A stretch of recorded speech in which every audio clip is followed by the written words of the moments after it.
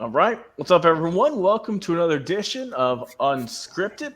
I'm going to be your host and producer, Logan Landers, and join me tonight to talk about our Close to Home segment and previewing Thursday Night Football. Of course, as always, Jay McLovin. What's up, Jay? Awesome. Just straight awesomeness.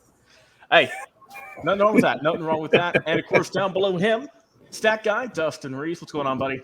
Oh, not much. Another week, another fantasy win for me. So we're doing. Hey, you and your kid, man, y'all are doing just great work. Currently, I believe 3-1 in the league, if I'm not mistaken. Doing a quick search here of the phone, and y'all are in a three-way tie for first place.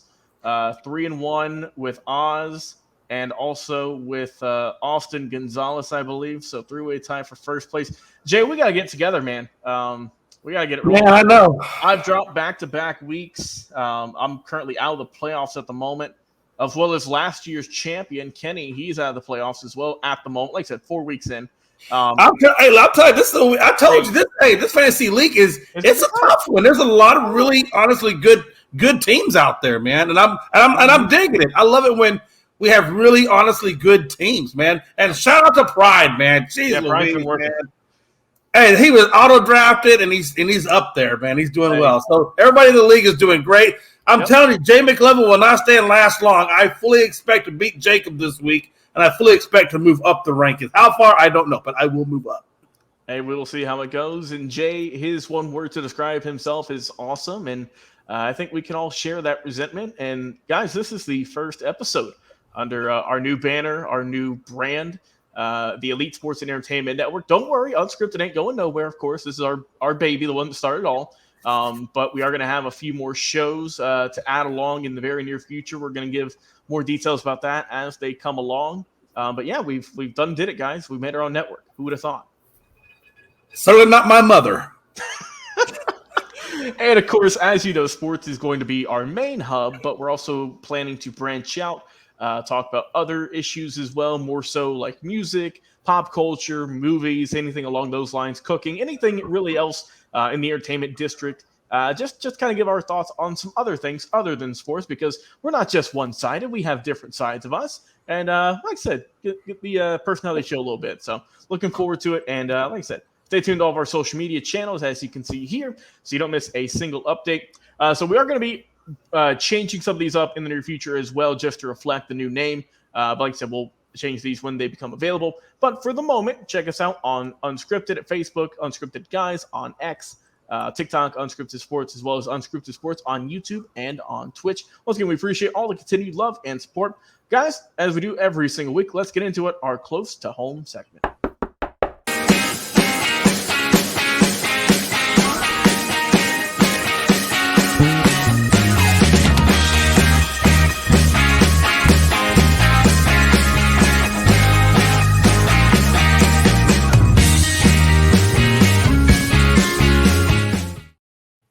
All right, Jay, 10 minutes if you need them on the clock. Talk about your teams. Absolutely. Well, as you know, the season was a rough one for the Astros. It certainly wasn't easy by any means. We actually did wind up securing home field advantage, at least on our side of the stick, right? We got the division win. We're going to sit here on the bye week along with the Orioles. We're going to wait and see what happens with the Minnesota Twins and the Toronto Blue Jays. And I think it's either tonight or tomorrow night that they start their series up. So I am fully excited about this. A lot of people will tell you, and I've seen on Facebook, they will tell you that the Astros have not been hungry this season, and they are absolutely correct. That really is the problem, is their hungerness. How bad do they really want it? Because this is the same damn team as last year, truthfully. We lost Vasquez and we lost Mancini. But truthfully, this is really the same team. Not only is it the same team, but we got Michael Brantley back. And if you know Michael Brantley, he has come back hitting 275. This team is hitting on all cylinders, honestly. And they can hit on cylinders. They can light it up. If you look at their Astro starters for the month of June, we're just underneath 3 now. We have an underneath a 3 on the ERA. We haven't been underneath 3 since the season began on any month, honestly. So, again, I'm not saying we're 100%, but I do believe the Astros can make a serious run back this postseason, and I do believe we can get back to the World Series. Will it be easy? Hell, heck no. It's going to be every bit of hard knocks to get back there. Orioles are a tough team. I think Texas is kind of the same boat we were in. They're kind of floundering towards the end. But I think Tampa's a tough team, and Toronto has played us well. So there's a lot of really good teams. The Twins, not so much. I think we could beat the Twins, honestly, if they made it that far. But there's a lot of really good teams out there that are going to compete, and they're going to compete hard to give us a run for the money. But like I said, I think if you look at if I had to guess what my rotation is going to look like going into it, it's going to be Framber Valdez, Verlander, Javier. I think Urquidy sneaks up in there for that 4th spot. And I think if Dustin winds up going with 5 starters, then that would put probably J.P. France in there at number 5. And I think Hunter Brown could possibly be designated down to relief. I think he gets put in the relief at some point. I think he becomes part of the relief. So I think they're going to have a great. I think they're going to have great pitching. Our batting average is still hovering around 259, 260 as a team. 331 on base percentage, 437 on the slugging, and your on base slugging percentage is around 768. So our offense is on point. Our pitching is getting back on point. If you look at Abreu and if you look at Hector Neris, those are 2 of the most quality relievers we got. Montero is kind of rounded into form. I'm hoping he gets his playoff magic back, and I think Presley will do great at closing. So I think, honestly, we're really a good, complete team. We just have to make sure that we have our hunger, that we want it really super bad. Having said that, I look at the Dallas Cowboys real quick. We handle business, but we got, I think, the 49ers coming up. Only thing I'm going to say about this real quick as I wrap it up is the 49ers are a tough team, no doubt about it. And I will tell you, if you want to know my realistic opinion of it all, they are really, truly the most complete team in the NFL. My opinion. That's all that matters to me anyway. They're the most complete team, and we are going up against the most complete team. And Logan, I will tell you, Dustin, I will tell you, if we somehow or another scrounge a win against the 49ers, I might actually have a small glimmer of hope for the Cowboys. All right, Jay, well said. Dustin, give us your thoughts, my friend. Well, unlike Jay, my baseball team will not be playing postseason baseball this year, as the Cubs completed their September collapse with a 1-5 final week of the regular season, including a 4-0 loss on Sunday, where it was pretty much a spring training type of lineup because they didn't give a crap what happened that day. Now they have to face what I want to call probably their most pivotal and their most crucial offseason in quite some time.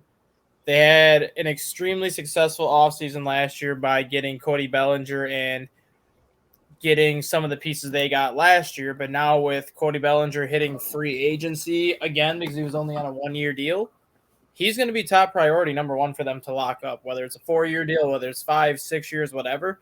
They need to pay him possibly more than what somebody is willing to give him because they can't afford to lose his presence in that lineup. It's been a long time since they've had a left-handed power-hitting bat in that lineup, and Bellinger started to look like the old Cody Bellinger of old this year, and to risk losing that is actually going to be a step in the wrong direction as a step in the right direction. I don't know if anyone saw the reports coming out of baseball this morning, but according to Jesse Rogers, who works for ESPN Chicago and does a lot of stuff for Major League Baseball, the Chicago Cubs are actively talking with the New York Mets, and they are willing to go all in to try and acquire Pete Alonso. I know Pete Alonso was one of the names that was kind of floating around the Cubs last year towards the trade deadline, but it didn't seem to work because of what the Mets' asking price was at that point. And now you kind of look at Pete Alonso's entering the final year of his contract this year. The Mets are going to go into a full-blown rebuild mode, I believe, with Buck Showalter being fired and a lot of that team being underachieving, and Verlander and Scherzer both gone now. The Mets are going to be in a position where they're going to have to unload a guy like Alonso for a lot less than what he originally was probably going to get them in return. And the Cubs could be the team to do it because they have the farm system. They have the pieces that the Mets are going to want in return, and that is a first baseman that this team has been lacking the last 3 years since Anthony Rizzo left. And if you could pair him with Cody Bellinger in the middle of that lineup, you have a very deep lineup going forward with all the young pieces that you can surround around those two. As far as the NFL goes, my team actually won a football game this weekend. Woo! They turned the ball over twice to do it, and they had to have a 295-pound off a defensive lineman do a 51-yard fumble return for a touchdown to bail him out. But we still won it because we won it on the Brian Flores defense. The one thing that was Minnesota struggled with all season long last year was defense. They were ranked dead last in defense in total yards last year, dead last in defense in passing yards allowed last year, 30th in defense and running yards allowed last year, and 31st in points allowed last year. Their defense is awful last year. And this year so far through 4 games, the defense is not forcing the turnovers that everyone expected them to force with this Brian Flores defense, but they're ranked 14th defensively. They're 3rd in the league in sacks. They are 5th in the league in yards allowed, and they've done much better at defending the pass. And ultimately, that was what they wanted from Brian Flores when they brought him in. Now it's just time for the offense to kind of get back to that consistent rhythm that they showed last year when they were one of the better scoring offenses last year. Because now all of a sudden offensively you have a team that's sitting at 22nd, 23rd ranked in the NFL offensively. And that is with the best quarterback in terms of completion percentage and passing yardage and the best wide receiver in receiving yardage. So that goes to show you just how bad that Minnesota offense has been this year. All right. Well said, my friend. Well said. I'll keep mine short and sweet. Raiders, my God, 1-3 on the year. I knew I had a feeling we were going to lose to the Chargers, but man, a little heartbreak there. 24-17 final score in that one. Hey, it is what it is, man. It is what it is. Who's the worst coach, Staley or McDaniels? Yeah. McDaniels, yeah. Less said about him, the better. Also, let's be fair. Especially with Jimmy Garoppolo not even playing, I thought we were going to get stomped. So I guess a moral victory in a way. Whatever. Also lost 1-3 on the year. Chandler Jones got cut, as rightfully so. And I don't even know if he's still in jail or not. I don't remember. But he is no longer with the team. Like I said, last week, hopefully he gets some help because he desperately needs it seems. Other than that, Braves, like I said, I think we won 5 of 7 going into the postseason. Got a week off now pretty much until the weekend. So we get to relax and chill, play some simulated games against some of the AAA guys, and just, go out and hang out with some fans and have a good time. And hopefully we can stay red hot, but just avoid a repeat of last year. Like I said, we got all the wild card games going on here very shortly, and it's going to be fun, though. It's going to be fun to see. Got 4 games over the next few days, hopefully, and it's going to be fun to watch. But, yeah, like I said, Braves, I'm still hanging my hat on them and what they can do. Let's keep moving. Let's go to our Thursday Night Football game, kicking off week number 5.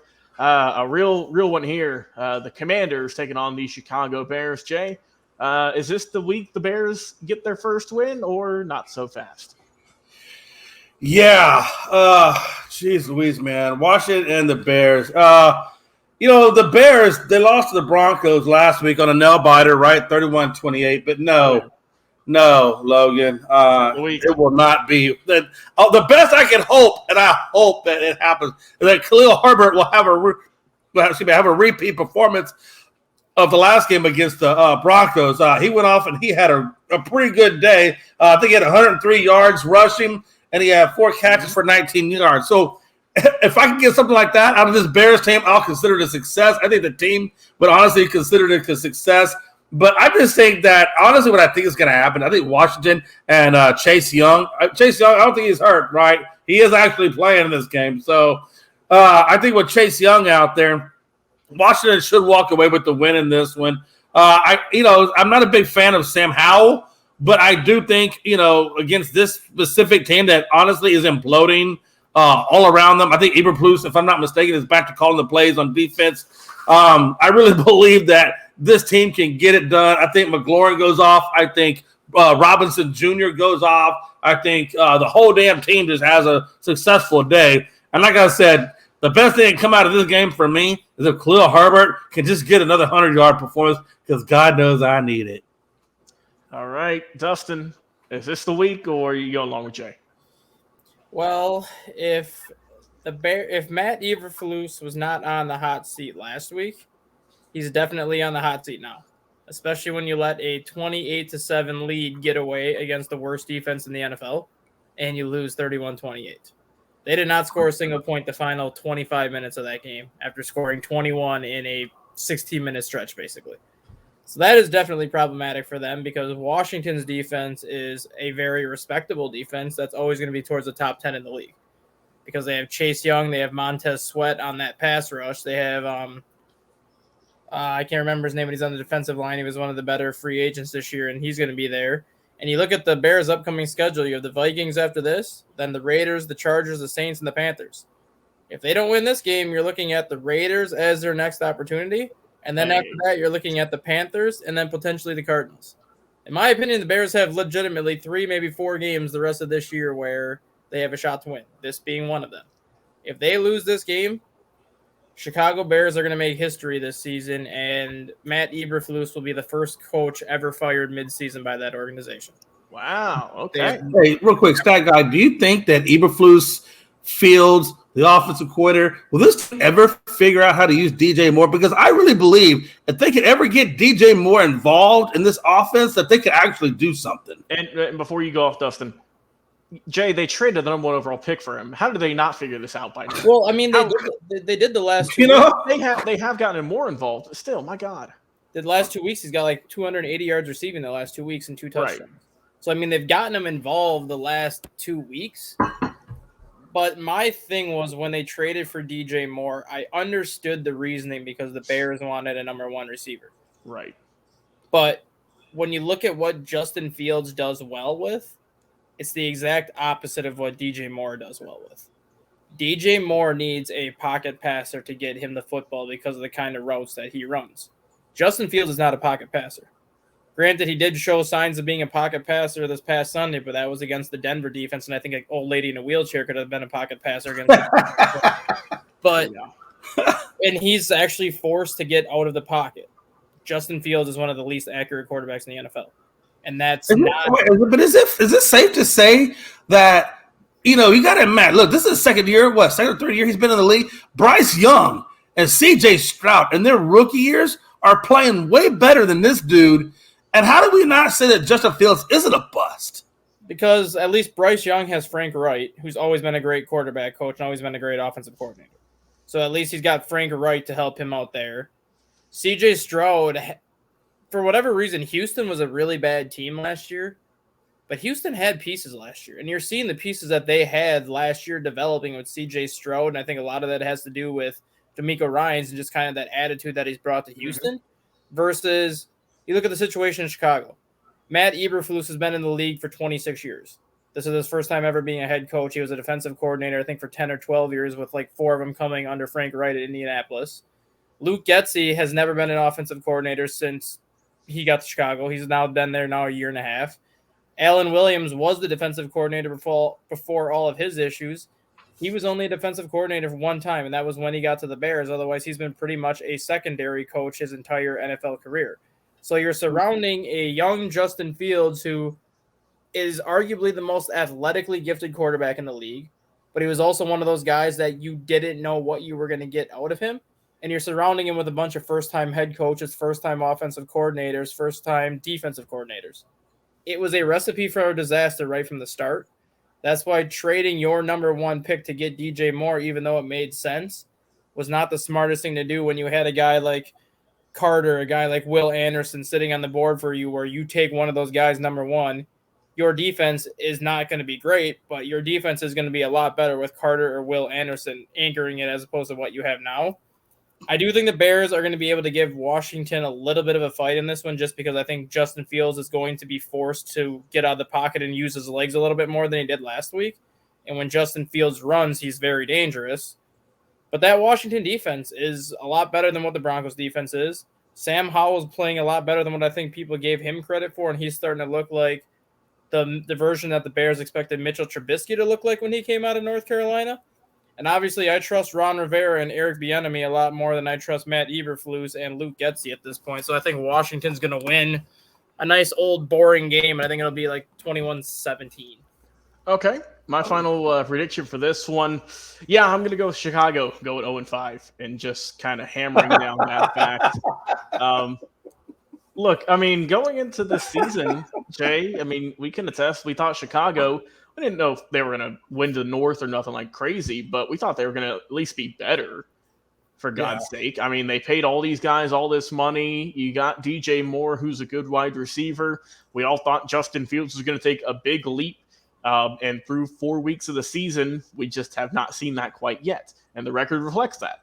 So I'm going to go with the Washington Commanders getting up the win in the beginning of week 5 here. I'll go final score, go Washington 30, and I'll go Chicago, I'll go 23. The thing with the Bears right now, too, is they own the number 1 and the number 2 pick right now if that draft was right now. So if that's the case, if I'm Chicago, I go Caleb Williams number 1 and pretty much just scrap the Justin Fields experiment. You could trade him. Do what the 49ers did. Trade him. Trade Lance. I go Marvin Harrison Jr. number 2. Give Caleb Williams a legitimate weapon that he can grow with for the next 4 or 5 years because they'll both be under rookie deals. And honestly, I go after Lincoln Riley and bring him with him. The only success that we've seen Caleb Williams have is with Lincoln Riley. He had Lincoln Riley in Oklahoma, followed Lincoln Riley to USC, and now he's duplicated that same success in that same system. Why not bring Lincoln Riley to the NFL with Caleb Williams and keep him in that exact same system? That is a very bold strategy, but I like it. Jay, your thoughts on that? No. I was just saying I didn't get my prediction. I didn't get a score. I'm going 21-6. Oh, 21-6. Okay. Not even getting a touchdown. No, not even a damn touchdown. 21-6. All right. No, actually, I got 21-6, and I hope I think Herbert gets the damn touchdown and misses the field goal.